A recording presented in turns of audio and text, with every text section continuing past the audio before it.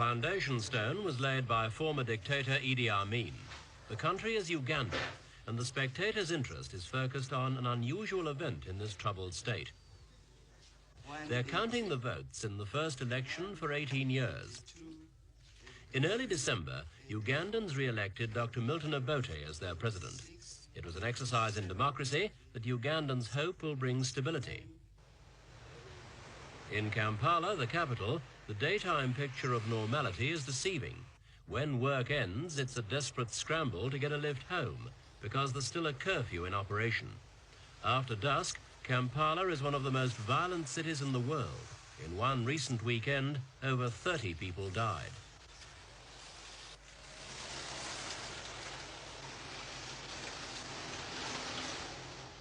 The beaten and the battered are taken to Kampala's Mulago hospital, but its medical facilities show the extent of Uganda's internal collapse. It's a legacy of 8 years of brutal dictatorship under Idi Amin and 18 months of chaos since his overthrow. The scenes in Kampala's hospitals are shocking, but earlier this year it was pictures of Ugandan famine that filled the world's television screens. Karamoja province in the north of the country was gripped by drought. The plight of these people was worsened by the breakdown of internal security and communications. Rustlers stole the local cattle and villagers were terrorized. Drought destroyed their crops, but internal lawlessness reduced them to misery.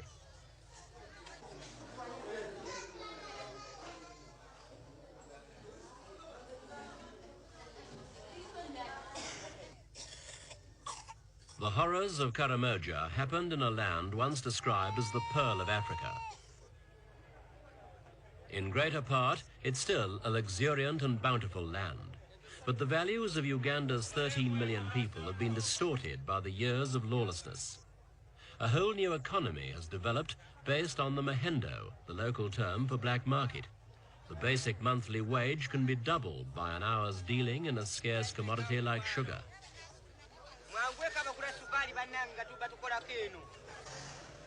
The breakdown in the country's communications has meant that imported goods like petrol are in short supply. Ugandans queue for hours for a few precious gallons. The country is barely ticking over.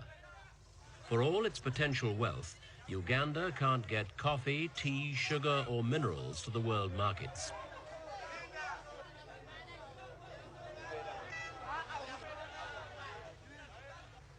Against this background, the country's ruling military commission called for democratic elections. It was to be the first step towards political and economic stability. From the outset, the most favored candidate was ex-President Dr. Milton Obote. To fight the election, he returned after nearly 10 years in exile in Tanzania. He had been overthrown while out of the country in 1971 by his army commander Idi Amin. Now he arrived to begin a remarkable comeback.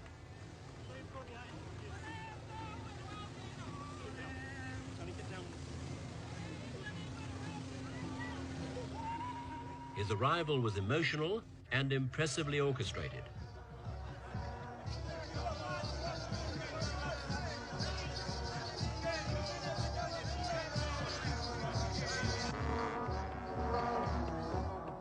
The campaign of Obote's Uganda People's Congress, UPC, was to be well run and financed. Its strength came from the Nilotic peoples in the north and east of the country. Much of its cash is thought to have come from wealthy Asian families who were kicked out of Uganda by Amin. They hoped an Obote victory would allow them to return and repossess their land and businesses. A campaign of Asian hopes and tribal enthusiasm.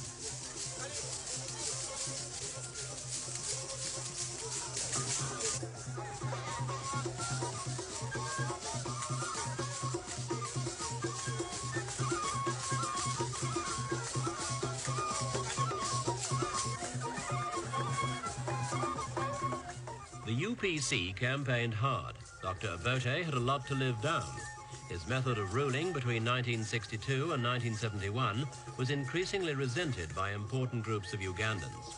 He earned the enmity of the 3 million Baganda by sending their chief ruler into exile. He then suspended the country's constitution and turned Uganda into a one-party state. According to his party's highly effective propaganda machine, Dr. Obote has been chastened by nearly a decade in exile. During this campaign, he preached reconciliation and reconstruction. His party's manifesto was moderate. This time, he promised to stick to the democratic process. The Uganda remained distrustful. Fists were waved at Obote's election cavalcade. They feared his return would lead once more to autocratic, military-backed government. The main opposing party to the UPC was led by Paul Semogerere.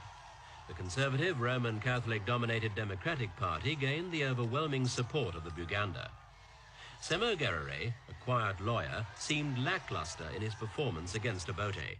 The DP was not as efficiently organized as the UPC. In his campaign, Semogerere accused the UPC of intimidation. In the north, 17 UPC men had been elected unopposed. The DP claimed their candidates had been prevented from registering. The DP was clean, but they claimed the UPC was trying to win by fraud and intimidation. The role of the army was crucial. Believed to be behind Obote, it was also responsible for imposing law and order so Ugandans could vote peacefully. Given the accusations, we asked the army leader, Brigadier Ojek, whether he felt free and fair elections were possible. There are Commonwealth observers in Uganda today. You may as well ask them that question. But do you think there are 60 of them Commonwealth observers? Why don't you ask them? Well, do you think they'll be free and fair? I think so. Do you think there'll be no intimidation? No, I don't.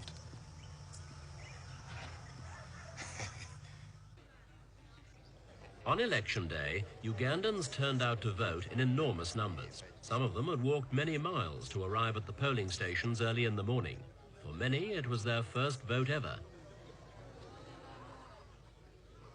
Mr. Ebenezer Debra led the Commonwealth Observer team. 9 senior observers and their 37 assistants chatted to voters and watched over the polling. There was, however, a major hitch. Officials waited in vain for ballot papers. By midday, they still hadn't arrived at some Kampala polling stations. Some voters believed they weren't going to be allowed to vote. To exercise our liberty, our birth liberty. It was the early afternoon before the ballot papers finally arrived. The Commonwealth observers were to note this and other irregularities. But overall, they were to overlook these problems and to declare the result of valid exercise. They felt that the Ugandan people had been freely able to express their choice. The use of dye, as in Zimbabwe, stopped voters voting more than once. Stamped ballot boxes were padlocked. The observers felt the country should accept the result. DP candidate got 883.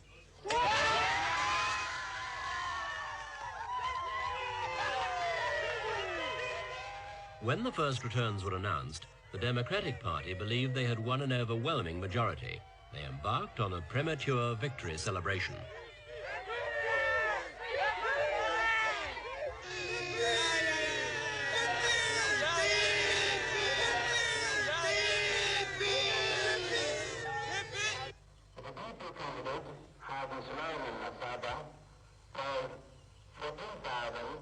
Their jubilation was short-lived. The ruling military commission took over the announcement of official results. As they were announced, it became clear that the UPC had an overall majority. The president-elect was Dr. Milton Obote. As Obote's victory was announced, the Democratic Party cried foul. They were convinced they'd been beaten by electoral fraud. That night, heavy gunfire echoed around Kampala. It was believed Obote's mandate was being sealed in blood as factions of the Ugandan army turned on each other. But the Commonwealth Observer team concluded that it was a valid electoral exercise. My impressions, and I'm sure you might have seen our interim report, that bearing certain areas like Arua and Kasese, which we express great concern, we think that what happened reflects the wish of the people of Uganda. Are you saying that there was no intimidation in the elections? There was no intimidation, the kind of intimidation which will affect the results. You see, on polling day, we had asked that there should be unimpeded access to the polls. We had asked that there should be no roadblocks. We had asked that all the military should be confined to barracks. These were granted.